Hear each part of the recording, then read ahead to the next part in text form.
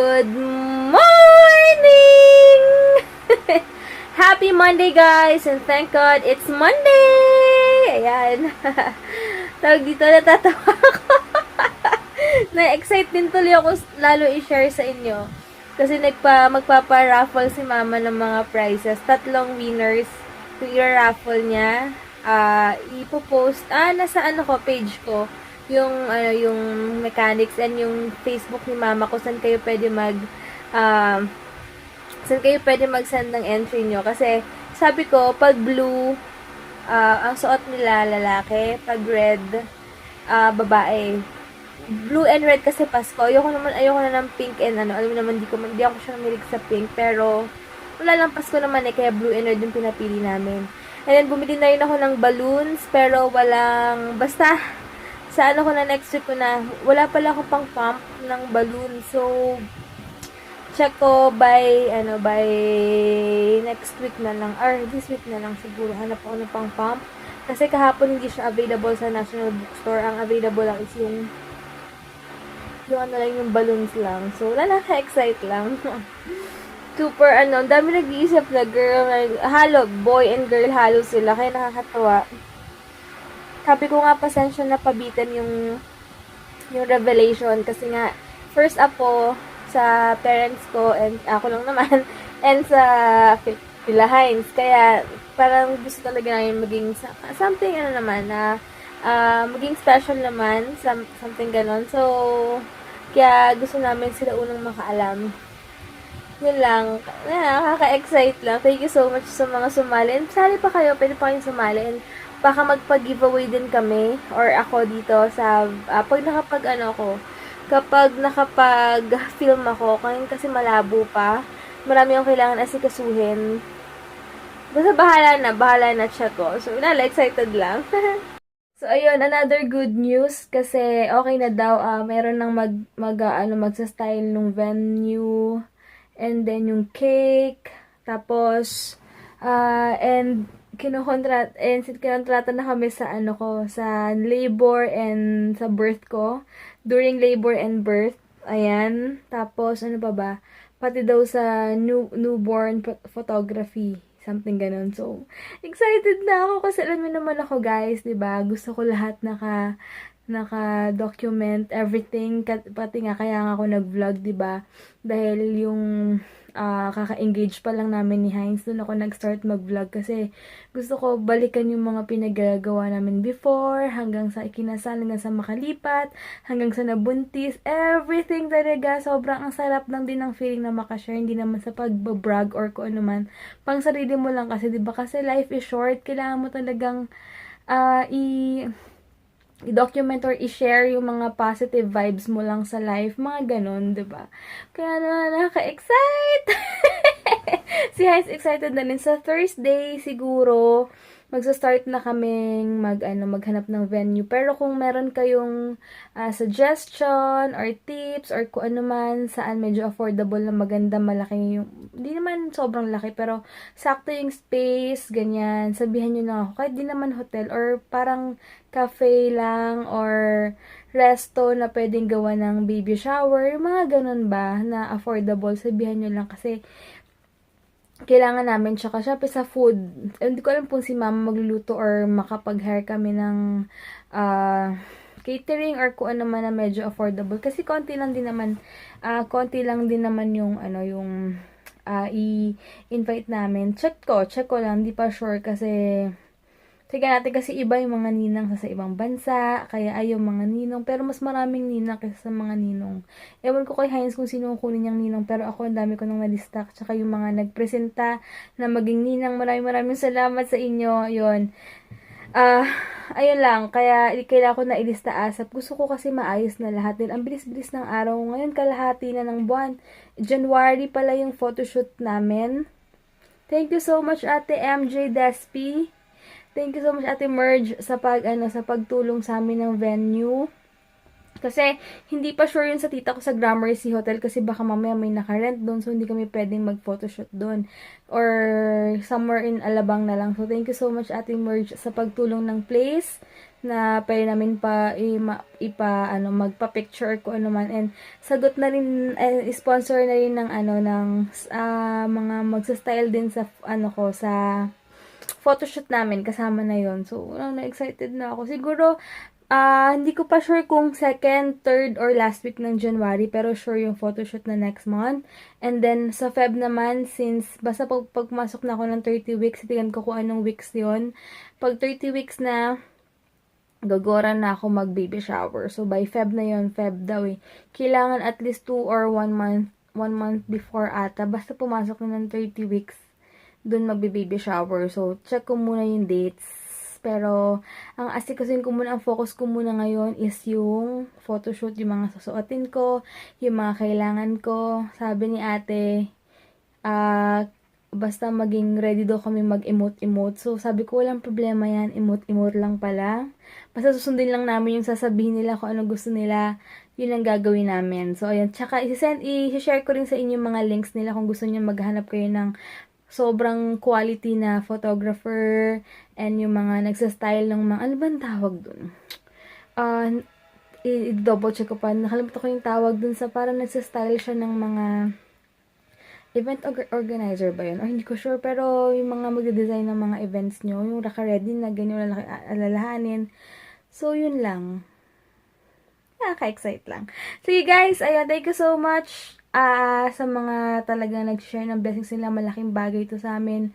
Sobrang kasi, alam niyo yun, talagang sabi ko nga rin, itong 2016, although napakadaming challenges para sa amin, pero mas marami pa rin talagang good news and blessings. Kaya sa December 18 din, meron pala kaming feeding program, sasama ako doon.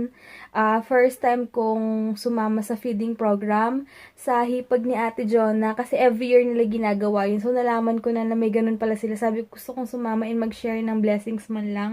Kahit na alam ko ang daming challenges ngayong taon na to. Pero, alam niyo yun, mas okay na mag-share ng kaya. Kung ano yung kaya ko, yung i-share ko. So, yun lang. Kaka-excite. Sobrang sarap lang ng feeling din kasi mas masarap mag-share kesa tumanggap. Alam niyo yun, talagang nakakatuwa yung ganyung feeling. And thank you rin sa mga taong ginagamit ni God para i-bless kami. Alam na, hindi ako nag-expect ng anything na in return sa mga ginagawa namin sa buhay namin. Alam niyo, nagagawa ko lang yung alam kong tama. And iniiwasan lang yung mga maling bagay. Pero si God, grabe talaga mag-bless. Sobrang nakakaano. Alam niyo, ibang feeling. Masa magugulat ka na lang na may mag-o-offer ng gano'n. Tapos biglang, hindi mo ina-expect na posible palang mangyari. Yung mga ganong bagay, kaya nakakatuwa. So, yun lang. Maliligo na ako, guys. Kailangan ko na umalis. Maya-maya, imimit ko si Ate Cherry kasi may order. So, later na nang ulit. Grabe yung ulan kanina. Pero ba't na lang maaga po? Grabe, dami naman dahon-dahon dito. Anyway, nasabi ko ba sa inyo kahapon na nagpa-check up ako sa derma? Kasi meron akong, ayan, kati-kati, ayan. Kita nyo ba yan? Yan. Meron akong rashes. Sabi ni doktora, baka ano daw yan, sa init ng katawan. Kasi pag buntis talaga, diba, mainit yung katawan. Tapos pag sensitive yung skin mo. Pero sabi niya, binigyan niya ako ng gamot nga kahapon para daw hindi na kumalat. Ngayon, na-lessen yung kate. And sana mawala na siya. Tapos, binigyan niya ako, or binentahan niya ako ng toner, na clarifying toner. Yun daw yung gamit niya nung pregnant siya. So, yun. Tapos sabi niya, pag nanganak na lang daw ako, re-remedyohan ng aking face. Siya na daw bahala. Basta balik daw ako sa kanya. Or ako, bahala na kung anong plano ko sa face ko pagkapanganak, kasi sobrang daming marks talaga, as in, alam niyo yun, parang hindi ko ma-explain bakit, diba, dati kahit natin nakakalabas ako walang makeup, although ngayon naman nakakalabas ako ng walang makeup kasi wala naman akong time mag-makeup everyday, pero dati parang mas confident ako lumabas ng walang makeup kahit na may mga open pores ako, okay lang kasi wala naman akong mga marks masyado, yung open pores lang. Pero ngayon, pero okay lang kasi understood naman na buntis ako. Sabi ni Heinz, ganyan talaga, buntis ko, wala akong magagawa. Alam na nila yon. So, yun. Kaya swerte lang talaga yung mga buntis na maganda pa rin yung skin. Pero sa katawan ko, wala naman akong masabi kasi okay naman siya. Kasabi ko nga okay na sa face kasi sa face natatago siya. I mean, pwede mo make-upan pero pag nagkaroon ka ng something sa katawan mo, mahirap i-hide, lalo na yung acne sa likod or kung saan. Buti nga dito wala na eh. Basta i-update ko kayo guys. Mali pala ako, hanggang 26 weeks pala ang second try, so meron pa akong 5 weeks pa bago mag second try, pero at least thank God at naka 20 weeks na ako. Yun lang, malaking bagay na yun. Ayun. So, ano ba? Basta, baka kumain na lang din ako, mag-early dinner ako sa rancho. Mag-steak ako mamaya. So, yun na. Kain ako, guys. Kain. Ayan, dito na ako sa SM. Babalik ako na, ay, punta muna akong food court. Bibili ako ng drinks ko. Ako ngayon sa Wonder Bake. Check ako ng paanik-anik lang dito. Yung, metalig ba tawag doon?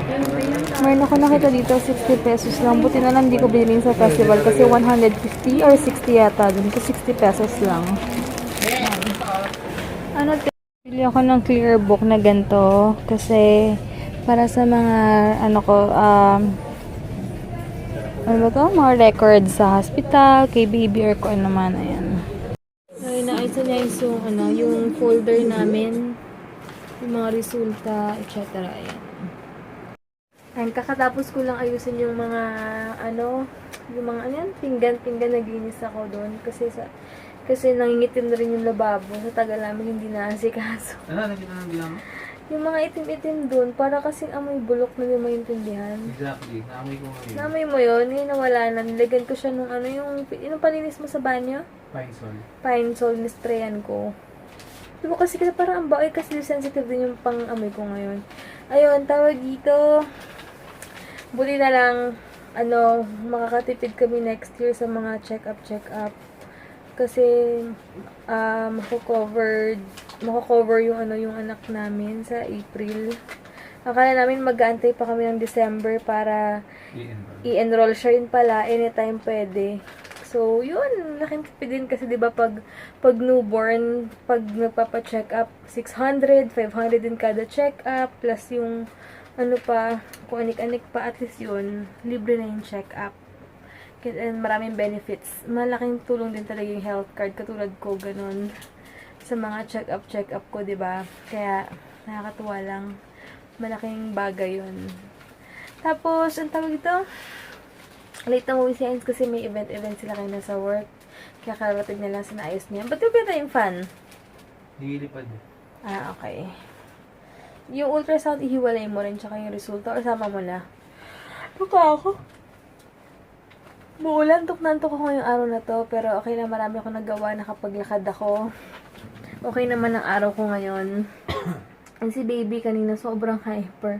Hindi ko siya ma-videohan, pero kanina meron siyang marka-marka dito na parang gumagalaw siya. Pero pag yung bini-videohan ko, pag sabi ko sa kanya na, baby, can you hear me?